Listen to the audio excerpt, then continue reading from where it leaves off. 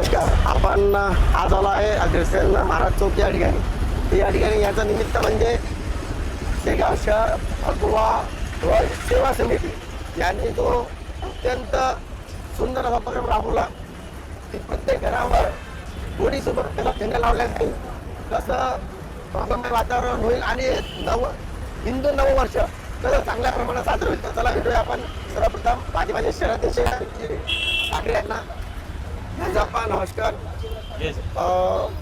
भगवा दस सेवा समितीच्या माध्यमातून आपण संपूर्ण शेगाव तसेच ग्रामीण भागातले सुद्धा या ठिकाणी ध्वज घेताना मला दिसत आहे.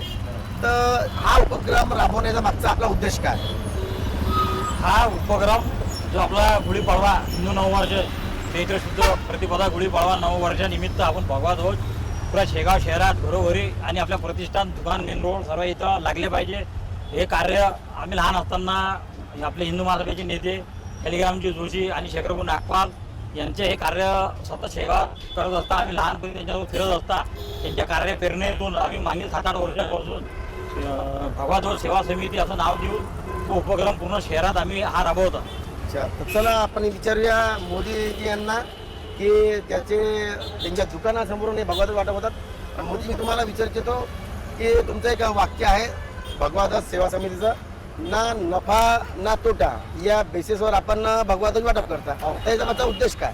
याचा मागचा उद्देश एकच आहे की हे सगळं दुकानावर घरावर आपल्या प्रतिष्ठानावर झेंडा लागायला पाहिजे आणि आमचा याच्यात ना नफा आहे ना तोटा आहे. फक्त सहयोग राशी देऊन कमीत कमी 4,000 ते 5,000 झेंडे दरवर्षी खेड्या विभागात म्हणा गावात म्हणा आमच्याजवळून लोक नेतात.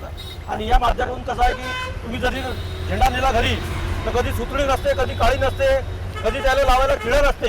तर ते हिशोबानं आम्ही सगळं तयार करून सुतळी काळी खिळा उपलब्ध करून देतो आणि सहयोग राशी देऊन सगळ्यांना हिंदू लोकांना झेंडा वितरित करतो. हा उपक्रम राबवत असल्यामुळं साधारणतः आपण हा उपक्रम राबवायच्या अगोदर जर बघितलं कधी तर लोक साधारणतः फक्त गुढीच उभं राहायचे, भगवा झेंडा दिसत नव्हता. मी स्वतः माझ्या घरी पण जेवढे पण माझ्या प्रत्येक प्रतिष्ठानावर माझ्या घरावर सुद्धा प्रत्येक ठिकाणी मी भगवे झेंडे लावलेले. तर एकदम तुमचा स्तुत्य उपक्रम आहे. काय वाटतं तुम्हाला उपक्रम राबवल्यामुळं? उपक्रम राबवल्यामुळे एकच आहे की हे एक नवीन चेतना आपल्या हिंदू लोकांना जागृत होऊन राहिलेली आहे.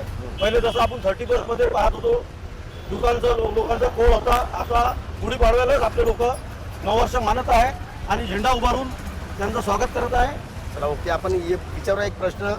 आपण विचारूया दीपकजी शर्मा यांना. दीपक भाऊ, मी बघतो सकाळपासून तुम्ही काउंटरवर बसलेला आहे आणि झेंड्याला वाटप करत आहे का वेळात वेळ काढून या ठिकाणी बसलं, तर काय फिलिंग वाटतं तुम्हाला झेंडे वाटप करताना? कसं वाटतं? मनाला एकदम असं भरपूर असं शांत असं मन प्रफुल्ल असं झालं वाटलं आणि एक हिंदू म्हणून एक असं गौरव महसूस होऊन राहिलं आणि एक शेगाव हे एक आपलं एक भौगोमय वातावरण तयार होऊन राहिलं, तर त्याच्यातच एक समाधान आनंद आहे. चला याच्यानंतर आपण विचारूया खेळकर जे सोशल मीडिया प्रमुख आहेत. चला आपण विचारूया तिन्ही समाजाचे सोशल मीडिया प्रमुख मुकुंदा खेळकर यांना. हा संपूर्ण कार्यक्रम राबवत असताना मुकुंदा भाऊ, आपलं नियोजन कशा प्रकारचं असतं की झेंडे वाटप जास्तीत जास्त घरापर्यंत पोहोचले पाहिजे, जास्तीत जास्त लोकांपर्यंत पोहोचलं पाहिजे, तर काय करतो मी प्रत्येक सोशल मीडियावर याचं मेसेज टाकतो पहिल्या दिवसापासूनच. समजा की बाबा सर्वांना आपल्या घरावर आपल्या पूर्ण एरियामध्ये फक्त भव्यमय झालं पाहिजे आणि व्हॉट्सअप ग्रुपवर प्रत्येकाला फोन करून सांगतो की बाबा हे तुम्ही झेंडे घेऊन जा. आपल्याला नगरसेवक सोनू पवार यांना विचारूया. सोनू पवारजी, भगवा ध्वज समिती साधारणतः या 5,000 ध्वज वाटप केलं गेले, म्हणजे 4 ते 5,000 घरांना घेऊन लागले. तर पुढच्या वर्षी जे 4,000 घेते 10,000 घेण्याचं घेण्यासाठी आपण काय प्रयत्न करता? सर्वात अगोदर तर शेगाव शहराला आपल्या शहराच्या कोणतंही काम एका व्यक्तीमुळे किंवा एका स्वयंसेवकामुळे होत नसते. त्यासाठी संपूर्ण हिंदू समाजाच्या कार्यकर्त्यांनी जागृत व्हायला पाहिजे आणि आम्ही दरवर्षी फिरून सोशल मीडियाच्या माध्यमातून म्हणा किंवा वेगवेगळे अभियान राबवून आम्ही प्रत्येकाला सांगत असतो किंवा भगवा ध्वज हा आपल्या घरावर गुढीपाडव्याच्या दिवशी लागलाच पाहिजे, जेणेकरून आपली एकता दिसेल. आणि जेव्हापासून हा उपक्रम भगवा ध्वज समितीने चालू केला त्यामध्ये प्रत्येक वर्षी वाढ होतच आहे.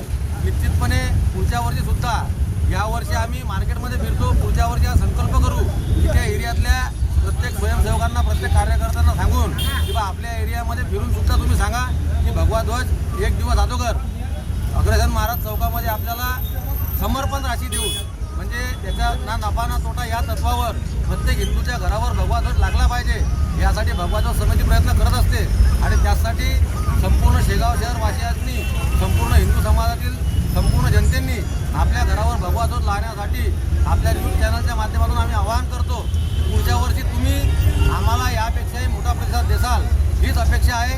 काम आम्ही जेव्हा ध्वज म्हणजे विक्री नाही म्हणता येईल, आम्ही समर्पण राशी घेऊन जेव्हा ध्वज देतो तेव्हा आमची इच्छा हेच असते की यावर्षी किती दिले त्यावर्षी त्याच्यापेक्षा आम्ही पुढच्या वर्षी जास्त ध्वज तयार करत असतो.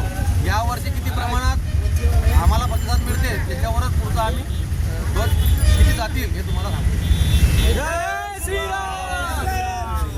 हे होते भगवा ध्वज सेवा समिती, ज्यांनी संपूर्ण शेगाव हे भगवामय करण्याचा प्रयत्न करत आहेत आणि प्रचंड प्रमाणात या ठिकाणी यश मिळत आहे. कुठेतरी पाश्चात्य संस्कृती सोडून हिंदू नववर्षाकडं शेगाव शहर येता जाताना दिसत आहे. याचा मनोमन आनंद या भगवा ध्वज समिती या सर्व सदस्यांनी